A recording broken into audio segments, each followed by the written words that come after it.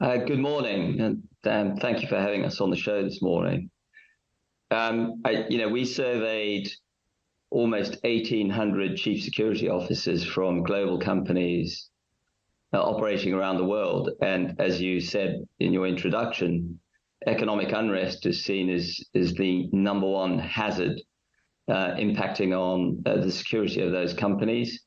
Hot on its heels is climate change. And I think the key point is we live in a highly interconnected world, and economic disruption or turbulence in one part of the world impacts on another part of the world, and it affects all of the stakeholders in the community or the country where that economic hardship is being felt. And we know that in many countries around the world today and in the last 12 months, there's been severe economic hardship that's been driven by climate change, by macroeconomic factors. You mentioned high interest rates, conflict. Conflict has disrupted supply chains, disrupted energy supplies, and increased the costs of goods and energy.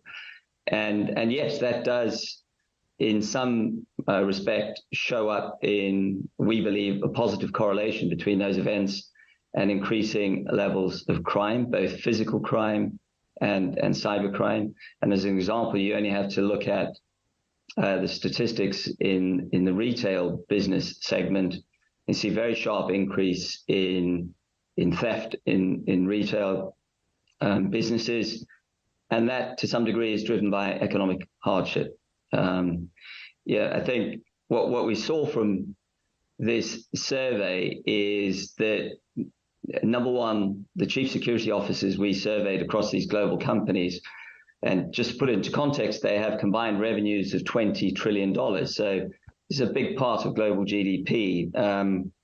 They see, first and foremost, that the hazards and the threats faced by the companies that they represent are increasing across the board. So whilst economic unrest is the number one external hazard, if you like, they also point to rising insider threats, particularly the loss of sensitive and valuable information, proprietary information, and externally, a sharp increase in fraud.